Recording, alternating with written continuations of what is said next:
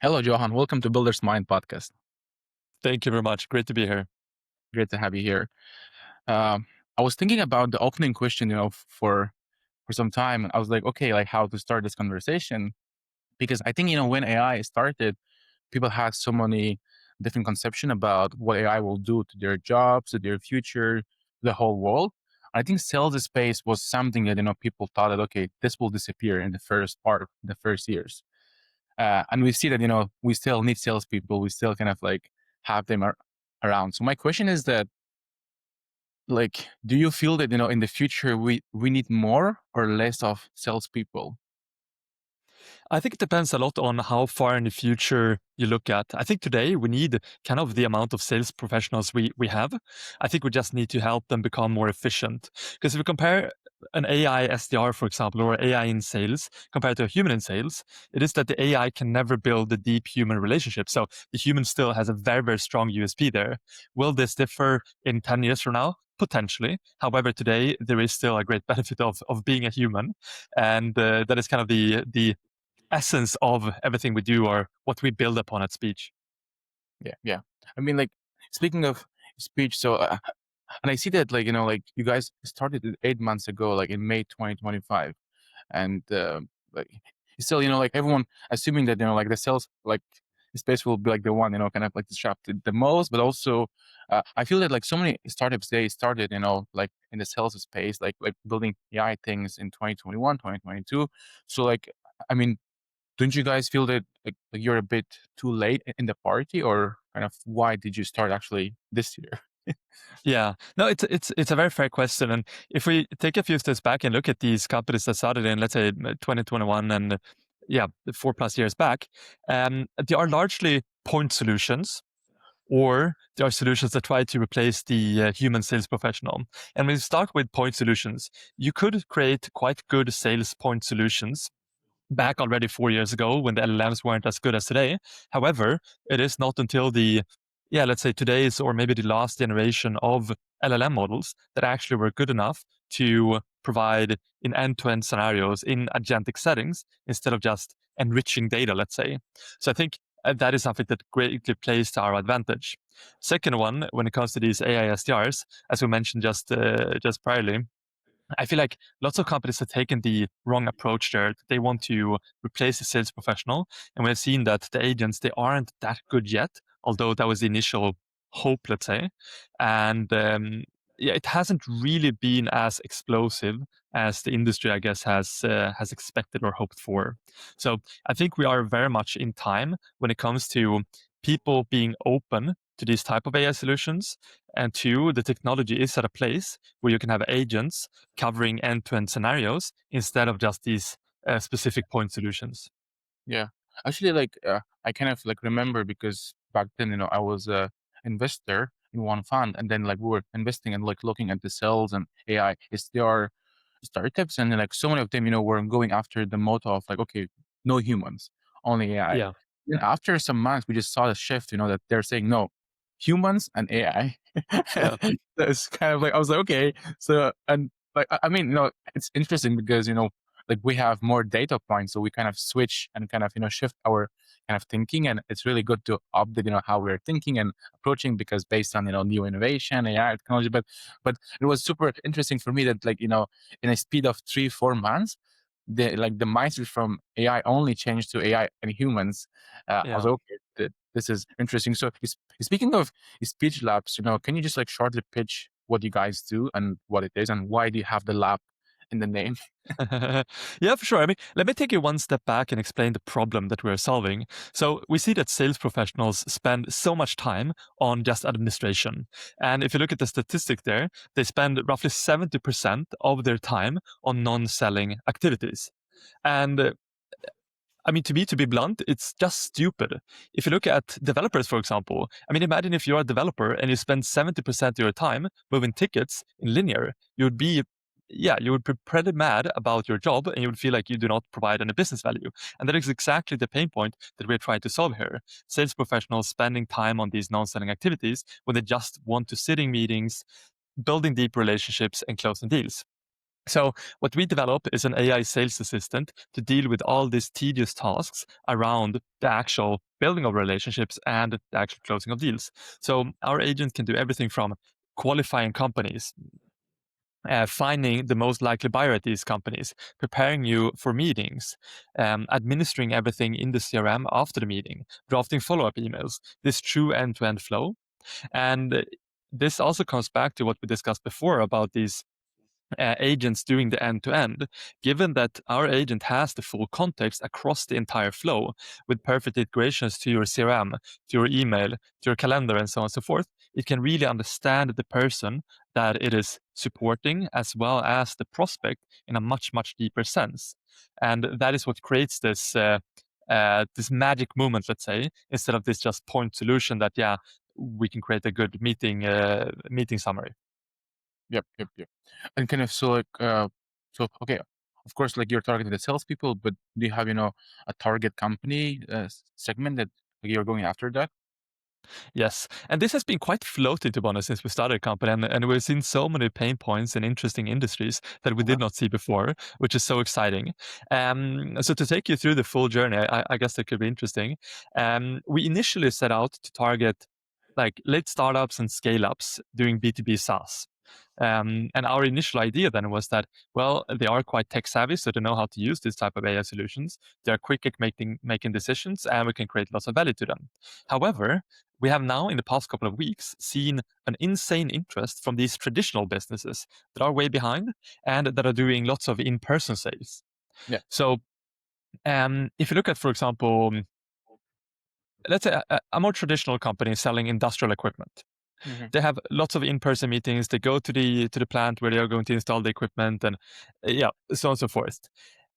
How does that information end up in the CRM system? How does all the conversation get documented? Well, the answer is they pretty much don't. Because either the sales professional, when they get back home, they need to input everything manually into the computer, which they probably don't. And even if they do that, they have forgotten most of the things. With our solution, they can just, after the meeting, speak to their phone, speak to Spiech, and say, hey, I spoke to this person at that company. This is what we talked about. Here are the next steps. And the agent automatically pushes deals in the pipeline, adds the notes, sets up the follow-up tasks so that you don't have to do this administration. And these are the scenarios that we have explored more and more and seen that the value is just insane for these companies. Yep, yep, yep. That's interesting actually. You see, like I see kind of everyone is going after B2B SaaS companies, but there is a huge other kind of segments which they need more. And yeah, like it's just like so. Can we like do a live demo of Speech and also kind of like meanwhile answer the question why do you have the labs next to the like next I mean, to be completely frank with you, it sounds cool, and we're developing an AI solution, so it made sense in our minds. I mean, like um, I mentioned like some time ago is that like Swedish people they have a good taste in naming things. I'm happy to hear that. I'm happy to hear that. Let me share my screen, and then I will take you through a proper demo. Can you see properly? Yes, I can see it. Nice. How was it? Perfect. So to give everyone a briefing of what we're actually looking at here. To the left, we see my CRM. And in this demo environment, we're using Attio. And then to the right, you see Speech as a browser extension. And I think this view creates it makes it quite clear for people familiar with Cursor, for example, or Cloud Code, that we are very much like Cursor is for the developer, we are for the sales professional. It is a co-pilot in a sense that it is always by your side, and it can do anything connected to your workspace, the IDE, or in this case, the CRM. It has a deep integration to the CRM in a sense that it can see everything there, all the companies, people, deals, notes, tasks, and so on and so forth. It can also edit and add all of these entity types.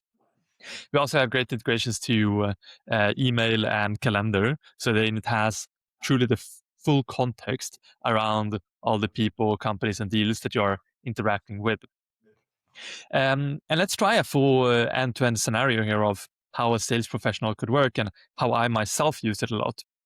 So let's go to a company here and try to let's go to Mentimeter. This is a great company for our our ICP overall. And I mean, typically what a sales professional does when a new lead comes in, it is to qualify the company. I understand if this is a company worthwhile pursuing or not. And today, it is very much based on number of employees, how much funding they have, the industry, the location. But it doesn't really give you an idea of whether this company actually is someone we should pursue if they can get value from our solution. This is an exercise also that takes 5 to 15 minutes. You have to go through their website to understand what they do. You need to understand their team, go to their LinkedIn, their Crunchbase, read some news, and so on and so forth. Well, with Spiich, it's so much easier. I just say, qualify this company. So now what Spiich is going to do is to try to deeply understand Mentimeter. So it's going to go through their website, it's going to do some Google searches, scrape on web pages, and give me a proper breakdown of why or why not this company fits our product. As we can see here, it's quite snappy, which I really like and something we spent lots of time on. But first of all, we have a brief description of the company that I, as a sales professional, can base my own assessment on. And then the agent goes down much deeper into understanding the different aspects of this. And as mentioned before, it goes way deeper than these traditional ICP fit criteria. The agent truly tries to understand, is this a company that can get value of our solution? We see that it goes down partly based on traditional criteria, partly based on like value alignment, that they have 95 sales reps that have a quota, which would be perfect for us.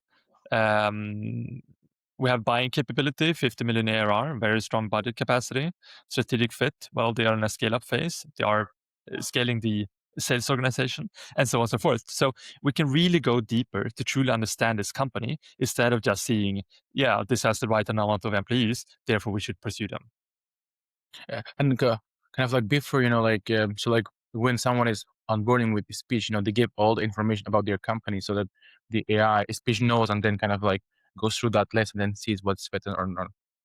Exactly. So you're provided with basically a description, your value proposition, and your target customer. So from here, you can do anything, but let's try one more thing, and one that I typically do. So now I know that this company is perfect for me to approach. However, I don't really know who I should approach here. It has given me some idea, but I would still have to go out to find their CRO, for example. But with Spiich, I can just say, who should I approach to sell my AI sales assistant? And now again, the agent is going to go out and do quite deep research to understand who is the most likely buyer. And this too goes way beyond just traditional titles. This tries to understand who actually experienced the pain point that we're solving, who have the budget to pay for this solution, who might have shared experience with me, who might have made a LinkedIn post that indicates that they're interested in increasing the sales productivity, to truly find me the one that is most likely to close. And here we see four main people actually. First, Alexandra, Sales Operations Director, makes a lot of sense. Secondly, Christian, Chief Sales Officer, also makes a lot of sense. VP Customer Acquisition, Sales Operations Manager. So we have a few people here that, makes a lot of sense for us to approach. Amazing. And what's the next step? Well, we need to get this into our CRM because so far it's only in the chat. I know it, but it's not documented. So let's try that out. So please add Mentimeter and let's say Alexandra and let's say Christian to my CRM. So now the agent is going to add these records to my CRM. And we see here before that, it deemed that it needs some more information about these people to ensure that we have perfectly enriched records. And then it's going to go ahead and say this directly to my CRM. Something I can mention here whilst this is saving, this is so convenient when you're on the run. Like, I spend a lot of time on events or meeting people for lunches, and after these, I always have to administer everything into my CRM manually as I get back to the office. But with Spiich, I can just tell my agent exactly who I spoke with at what company, and it will automatically go out and reach these records and add them perfectly to my CRM, together with the notes about what we spoke about, follow-up tasks, whatever it might be.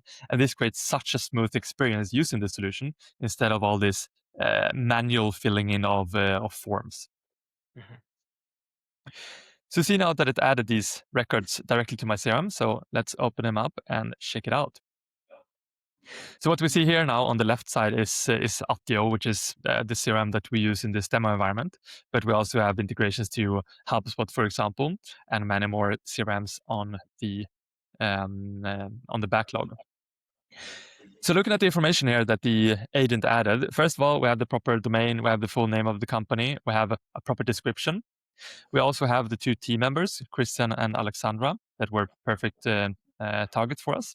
We have categories, location, angel list, Facebook, LinkedIn. You get the point. All the information that you would expect from a properly enriched record.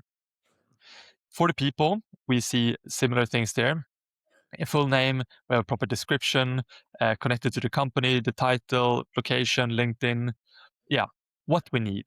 And here we can always ask the agent to go out and do even more research if we need an email, a phone number, whatever it might be. But already here, we have saved tons and tons of time for the sales professional. But we can here take it even one step further. Let's say that we have connected to Alexandra and we're going to have a meeting with her about our agent. Well, we will need to prepare prior to this, right?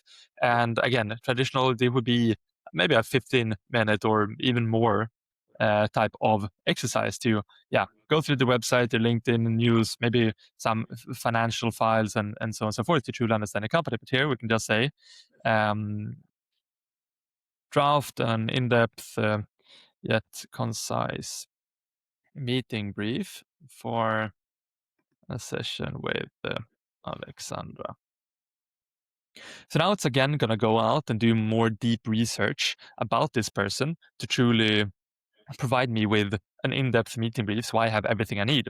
And here you can see too that it doesn't only do research externally, it also goes through email conversations and calendar events, which is super valuable when you have had some conversation history with this particular person. We don't have to go through everything, but let's go through the essence of these things. First, we have a good overview over the company itself. We see what they do, the scale of the company, how they have been growing, their model, which is very important for me, right? So we can see here that it is indeed adjusting this brief based on its understanding of me and what I need. It goes through their customers, some unique aspect of this company, and you get the point. We also see some focus areas of Alexandra, which is incredibly important for me in my sales process, knowing what is top of mind of her to be able to adjust my pitch. We also have these great priorities, and we see some land and expand strategy without rep burnout, something that I definitely can use in my pitch to her, that her sales professionals don't have to spend time with this boring administration that in the end leads to burnout. Again, we don't have to go through everything, but as you can see, it's quite a deep report here, going through everything from company essentials to their priorities to the value they can get from this solution, some quotes, how I can approach the meeting, and so on and so forth. So it really makes me perfectly prepared for this session without me having to spend hours on making that manually. And again, I can mention here that when you have some deal history, some notes from the CRM, some meeting summaries, email conversations, it makes it so smooth to just have everything here instead of having to go through all these different medias to get up to speed. Quite cool, right? Yeah. I have so many questions about the product. So I mean, are we done with the demo? I mean, unless you want to see something else, we can do so much more, like follow-up emails and whatever. But I think this shows you the idea of how to work with it, and that it really works like a junior sales colleague or an executive assistant. Yeah, but so are you having it integrated to LinkedIn as well or not yet? So it is basically impossible to get full API integration to LinkedIn, but it does work very well with our scraping of LinkedIn. So the agent can go out and scrape LinkedIn in quite a good manner. Okay, perfect. Thank you so much, John, for the demo. So, okay, very interesting one. Actually, my first impression was that why did you, go with that extension as a product? Because this is kind of quite an interesting approach, and I will say why I asked this question later once you answer this. Yeah. So I mean, we have three interfaces. The browser extension is the one I use the most because I feel like it's just always there for me. I mean, again, like Cursor. What is Cursor actually? It's like a sidebar agent, right? Now they have gone into the agent space, but to be honest, in my experience, there are not many developers that use that part. People still love the agent that is on the side and can do things for you. And I feel like our extension provides exactly the same experience, just that it's not with ID, but it's with the CRM and the browser, which is the workspace of the sales professional. But we have two other interfaces. One of them is a full web app, which is very similar to ChatGPT, and we also have an iPhone application. And the iPhone application is very much for sales professionals that are on the run, that do in-person meetings, and need to just record their voice to brain dump after sessions. Yeah. Okay. That's interesting because kind of like for me, I see that like lots of companies, they're avoiding to have extension because like they really want to have, the users on their own platform, for kind of like the branding, but also for upselling and other type of exposures. So this was like interesting for me that, like that you showed me the extension. I was like, okay, this is, which is actually like interesting approach because it's like really easy for users to, kind of like to handle the issues. I think like sometimes with AI now, we just really overcomplicate the products Yeah. sometimes, and kind of like try to bring everyone on a platform. Even like when I go to like ChatGPT now, they kind of like push me to their browser agent. Like, okay, just go to our browser. Go to our browser. Like, okay, I'm good with Chrome or whatever Yeah. other kind of things. But also kind of like meanwhile when I was like looking at the demo, I was like kind of like somehow like interested to know that don't you feel that at TU at some point might actually add this feature that you can chat with the CRM? So like what is the competitive or the conflict of interest between CRM and you guys? Yes. So a great question and something that I've had lots from the investors in our pre-seed round. So I see three different types of competitors overall in our space. One is the traditional CRM providers, and that in addition to Attio includes Salesforce, HubSpot, Pipedrive, and so on and so forth. But we have seen so far that they have failed quite miserably with their AI initiatives. And to be honest, I've seen demos with all of them, and it feels like the reps that are demoing these solutions are quite embarrassed by them themselves. They are just terrible in my opinion. Mhm. Um, and I think the reason for it is multifold. So one of them is that they do not really have the skill set and the kind of organization internally to create great agentic solutions. I mean, what is a CRM in the end? It is a relational database with a nice UI on top. It's not an agent, doesn't really do anything for you. So they don't really come from that background. Secondly, they have the completely wrong underlying data infrastructure and data model. So again, they are basing everything on relational databases. And for sure, you can feed an agent with, I don't know, email address, number of employees, ARR, industry, but an agent can't really do much with that information. We, on the other hand, we store everything in an underlying knowledge graph. And this knowledge graph is perfectly built for agentic applications that allows the agent not to only search based on semantics, but also to traverse in this network to truly understand the broader context. So if it, for example, based on semantics, finds a company, then the agent can traverse from this company to also see the people connected to this company and the deals and the nodes connected to the deals and tasks connected to the deals. And through this, it can get much more of a holistic view of the entire situation rather than just a text snippet connected to one entity in the CRM. And if you look at these CRM providers, I don't think they will ever be able to change their underlying data modeling infrastructure to knowledge graph. Therefore, we have a very, very long-term kind of USP against them. One thing more I want to mention on the knowledge graph side is that we are not bound to these structures that you typically are with relational databases. So we can store rich contextual information in our knowledge graph. So if someone in a meeting, for example, says that they really like Italian food, that is something that we can store in our knowledge graph perfectly by reference from the agent in the future. So if we speak again in 2 months and we speak about going out for lunch, then my agent can tell me that, well, 2 months ago, Jahid said that he really likes Italian food. Maybe you should take him to an Italian place. So it can really build this rich contextual knowledge about every single person that you're interacting with, and through that become more like a second shared brain for you. Yep. Yep. Yeah, that's interesting. But also kind of like what you mentioned, about one point solution and then kind of the platform. I see that some startups, especially with AI, the whole mindset is that you actually should go after the platform. You should, offer end-to-end solution, because there's lots of, like competition offering, and then like people want to really stick with one platform. So for me, like I see some startups are actually going in the trap of having kind of like, they are building that empire of the platform. Like they're adding so many things, which is like kind of like relevant, not relevant, and then they want to actually do everything. For example, Yeah. some of the AI solutions they do like email, they do like LinkedIn, they do WhatsApp now, and then like they're adding more. So for me, like just like as a builder, like what is enough to stop building the empire of the kind of like the platform, like adding more, because if you add more it's like just like confusing for Yeah. the user, like what you're focusing on actually. Yeah, but I think the market is shifting to some extent. I mean, we're also building a platform long term, and I'm happy to tell you more about that. But I think it's shifting from platform in terms of user interface Yeah. versus platform in the background. So to Okay. take one concrete example here with Bordy, you Yeah. know Bordy? Yeah. So for everyone who doesn't know, it's basically an agent that can call you on your phone and you can speak to it, and then it makes extraordinary introductions for you. And Yeah. this company, they don't have any real user interface. They don't own the user interface to the customer, right? It's just, yeah, they give you a call on the phone, they send you an email, they send you a WhatsApp.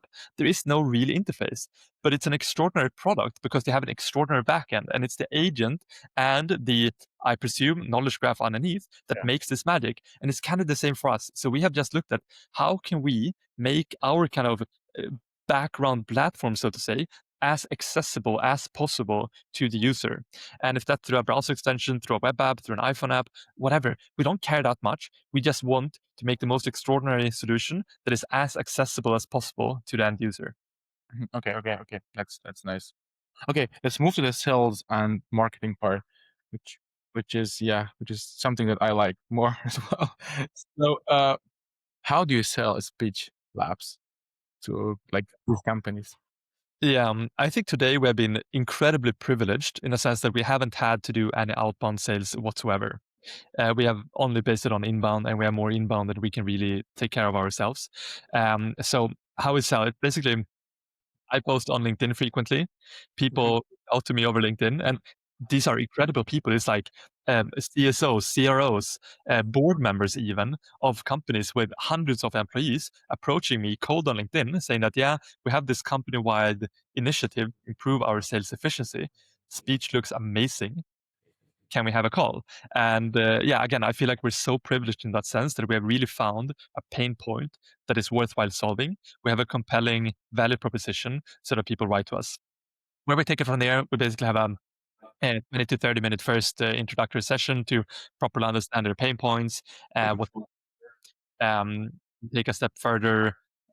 Second session, going deeper into the solution, trying to quantify the value with them. And here too, it's so interesting on how much value these type of solutions can provide to mostly traditional businesses.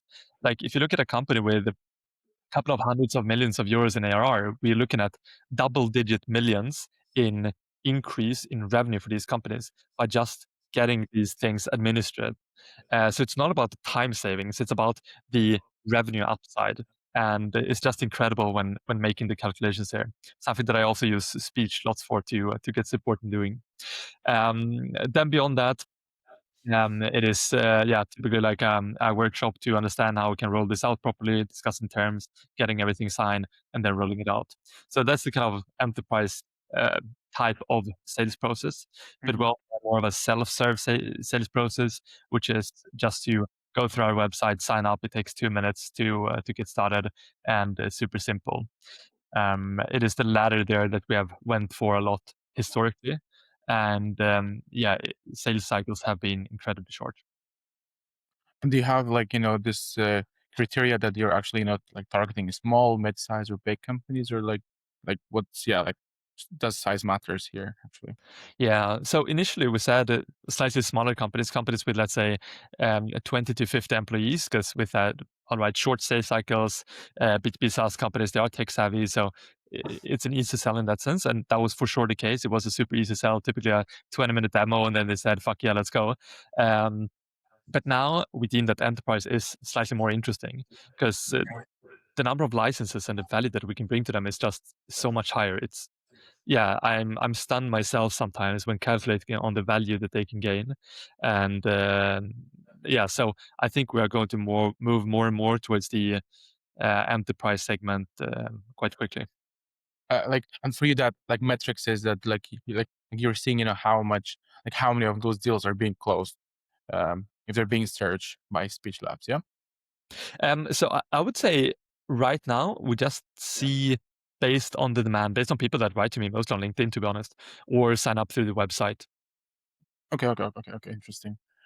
Just something that, yeah, like I wanted to ask was because so I'm also like, I'm like the sales guy, in the team, like where I work, and like for me, like I'm just like single person, and for me now the question is that, because now it seems it's too early for me to use some CRM, have some Yeah, kind of like proper assistance, but then later on it might be too late because all the things are messy, so I yeah. have no track of anything, now.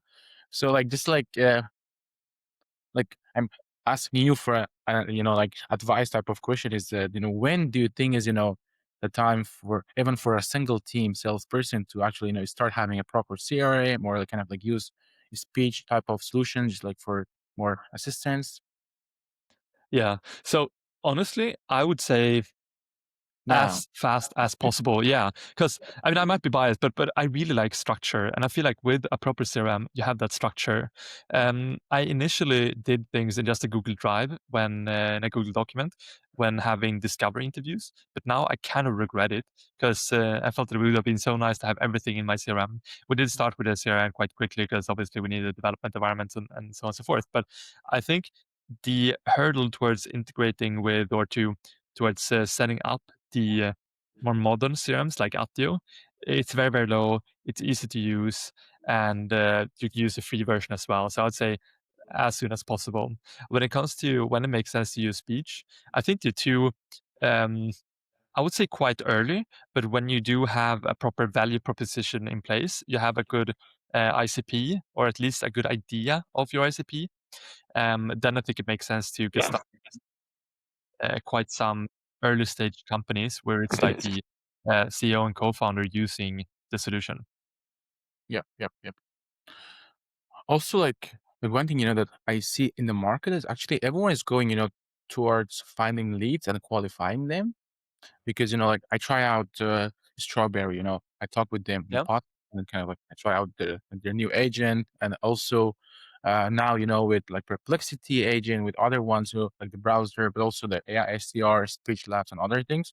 So I feel like, it's okay, it sounds, like it seems a bit confusing, for the like for the end users, like me that, okay, for example, like what should I pick up? Should I pick up uh-huh. Strawberry? Should I pick up Speech Labs? Should I pick this and this and that?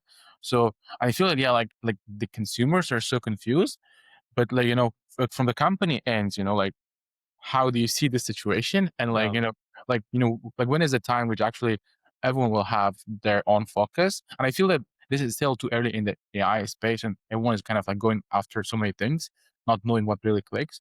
But like, like kind of like how do you see it like from your end? And yeah, just Yeah, yeah. No, it's a great question, and I think in the end it depends on your processes and what you prioritize in terms of solution. If you look at Strawberry, Comet, Atlas, whatever, these are cool browsers, cool solutions, right? But they're not specifically for sales. Sure, you can do some tuning, but yeah, I don't think that they will be ever as good as Speech, for example, focusing 100% on these sales scenarios. Also, they don't have these native deep integrations to the CRMs. Some of them they use these MCPs like Composio, but we've tried them out as well, and performance is just night and day compared to building these natively from scratch for agents. So I think it depends on if you prioritize having one do-all solution, then Strawberry, Comet, Atlas, amazing, go for it. If you want to have a solution that can make your sales more efficient, then Speech is what you should use. okay, nice. Okay, uh, my last question. So like, how are you approaching the pricing? And so like, and yeah, like are you changing it and updating it so often, or yeah, like overall, how do you do the pricing actually? Yeah. So we have talked a lot about pricing, but it's so difficult. And we kind of feel on one side, we are increasing the pricing fairly frequently as the solution evolves, but we want to avoid increasing pricing for the people that already have signed up. Yeah. We see that today we are charging 79 euros per user per month for the basic plan. And if we look at the value that companies can get from this, it is kind of a no-brainer. When we made some calculations, we calculate that sales professionals can get, yeah, let's say 20,000 euros plus per year from a solution like this. And if we then charge 1,000 euros per user per year, then yeah, it's kind of a steal, right? And again, especially if you look at these slightly larger companies where they do not only have these direct gains of sales efficiency, better qualification, getting things administered, they also have lots of value in just being able to forecast things properly. And when you do that at scale, it has massive, massive impact. So it is a difficult product to price, and I think we're kind of finding our way there. Okay. Okay. Nice. Yeah, because kind of like for us also, like how they price and kind of how often they're changing. Because now with AI things, everything changes, like within days and Yeah. weeks. They're okay, new pricing, like new updates. So like moving on to the fundraising and congrats, on your like round. So if you can share like shortly how is the experience of raising, but also I feel like so like I went through like your LinkedIn and like you have been investor. So how much of that investor experience helped you to fundraise for your own startup? I would say a lot. Like just understanding how to play the VC game is so important, and it's such an opaque industry that it's difficult to really understand what matters. Yeah. And what matters is largely hype. Like build momentum around your company, and yeah, you can achieve anything. I would say though that what was most helpful in our particular fundraising process was just knowing lots of talented entrepreneurs since before, and um, yeah, I mean, having made a great impression on them at some point, so they wanted to back us. So we got quite early in founders of Lovable and Tandem Health, for example. And when you have these people on board, it gets so much easier to get the next great founder on board, and the next, and the next, and then the VCs come. So in the beginning, it was kind of uphill speaking to VCs, but in the end, we had decisions within hours from top tier people. The fundraising process overall was very quick, as mentioned, or as you mentioned. I got started full time at this in May. My co-founder in June, and we closed the round already in July, although not announcing it until 3 weeks ago. So it was Mhm. a quick process, and I'm overall super happy with the outcome of it. We have a great lead investor, Ampli Ventures. We have incredible followers, including founders of Lovable, Tandem Health, Neo4j, Creandum. We have OpenAI's head of startups. We have Index Venture Scout Fund. So really, really good people on board, and they are now super supportive in growing this. And do you wish that you should have raised more? No, I think so. We set out to raise 500,000 euros, and this was on recommendation from some of our early angels. We initially thought that, all right, we're going to go out and raise a 2 million euro round because that's what we see around us with cool AI startups. But then we got recommended by some early angels that you don't need 2 million, you don't want 2 million, raise 500K so you can get the first one, two, maybe three engineers, find the first feeling of product market fit, and then you can go for a more proper round. So that's what we set out for. And then in the end, we were oversubscribed. And some people, we just said, we don't want to say no to them. So we raised it to 600K. Okay, okay, yeah, big congrats on that.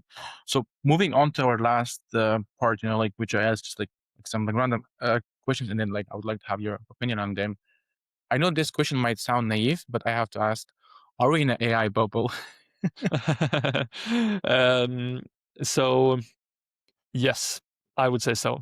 And I think the reason for this AI bubble and the issue is that there's been so many people seeing like LLMs as a cool technology, and then they're sitting thinking, what pain point can we solve with this technology? I feel like that's the completely wrong way around. As I think about it, you discover a pain point and then you try to solve that pain point. If you use AI to solve that or some deterministic solution or whatever, it doesn't matter, right? In the end, you solve a solution that provides, you solve a problem that in the end provides value to an end user. And the way you get there does not matter. But I think now too many people have thought more about the way to get there than the actual problem being solved. And yeah, once this kind of bubble bursts, I think these are the companies that will be affected quite hard. Yeah, yeah. agree with some part, disagree with some part. So let's move on.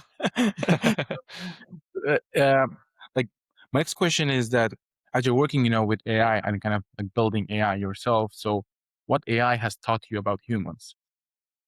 Oof, that's a very interesting question. Um, like first thing that comes to mind is how people use AI and the expectations that people have on it. It's like people expect so much from the agent. It's crazy. It's like sometimes when I talk to customers and uh, when they share the screen showing conversations they've had with agent, I'm like, if you would ask that to me, I would have no clue how to answer that question. It does not make any sense, the questions, but they expect the agent to be able to answer this very well. So I think the expectations are just through the roof.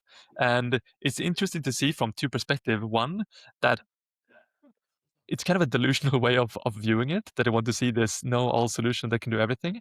And two, it is interesting that they have these super high expectations, which indicates that they really believe in these solutions, that they can do everything. So I'm kind of divided there if I think it's good or if it's bad, but it's interesting.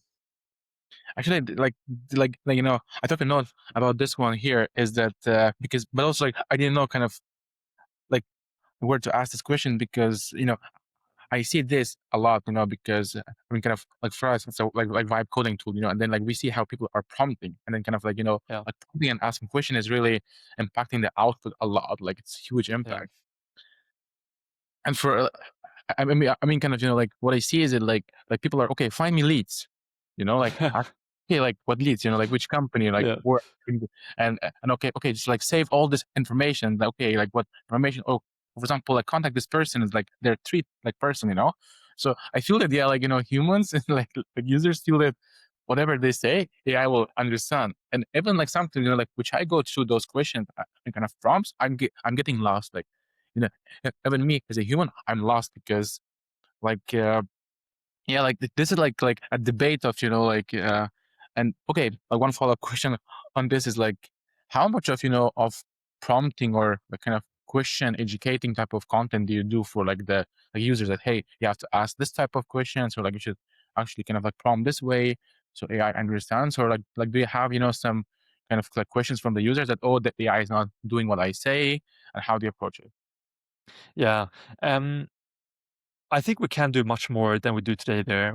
Yeah. Today we have basically an onboarding mode of the agent. So in the beginning, the agent has some instructions on, yeah, treating the user nicely and helping them out with key scenarios and so on and so forth.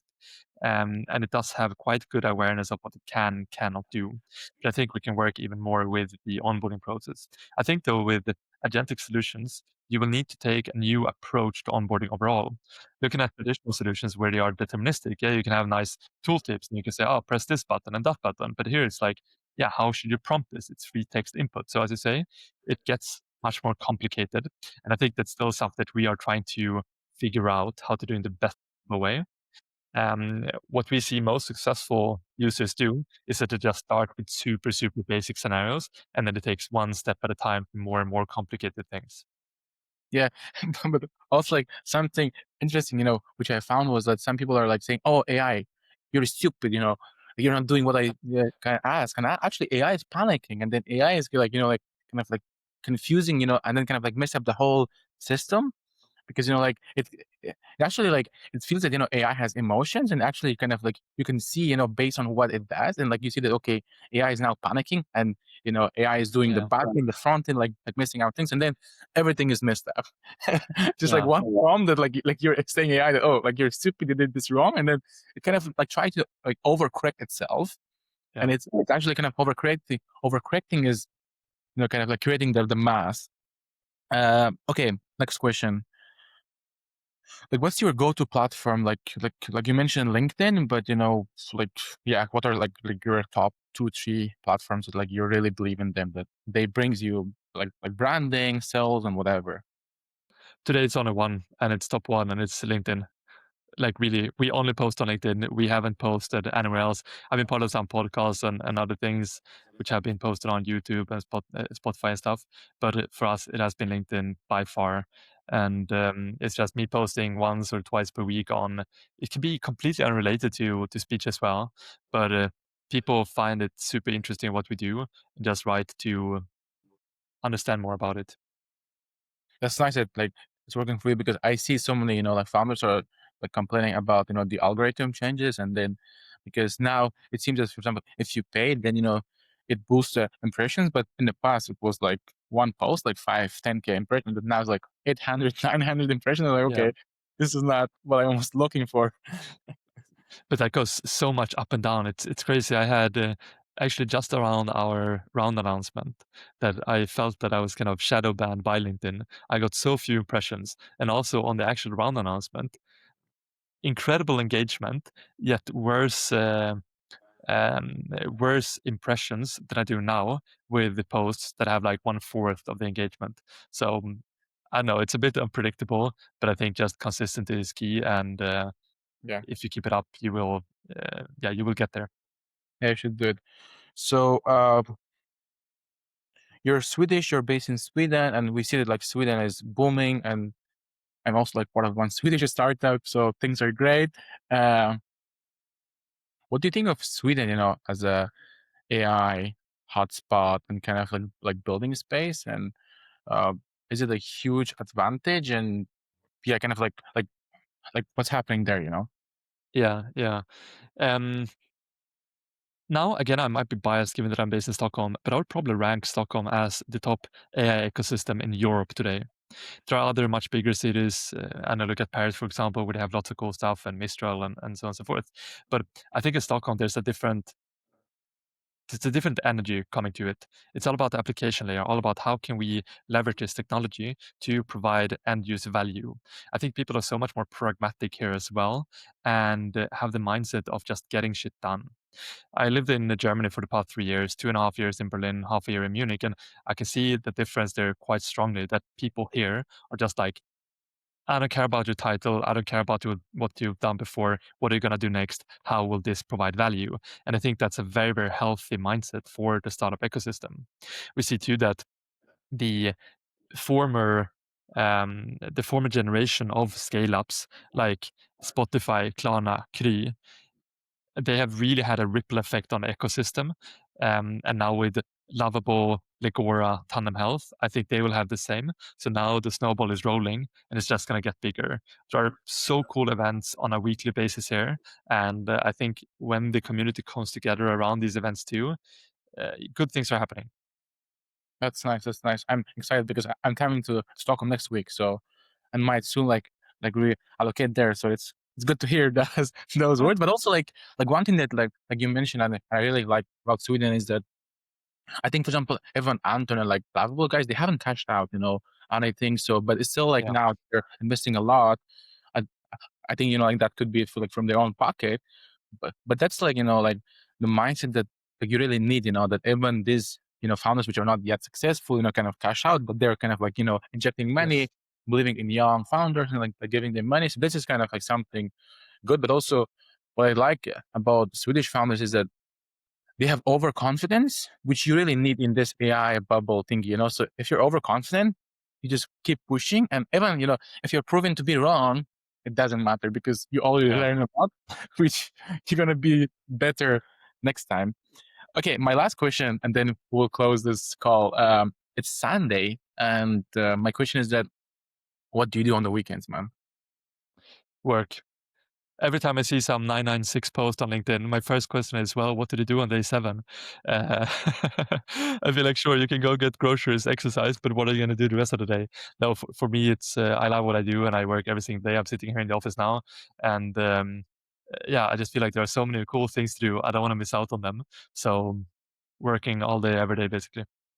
Great, man. Great, man. Nice chat with you. Yeah. And I hope to see you in person. Yeah. Thanks a lot for joining me. Likewise. Thank you very much. Yeah. Cheers. Ciao.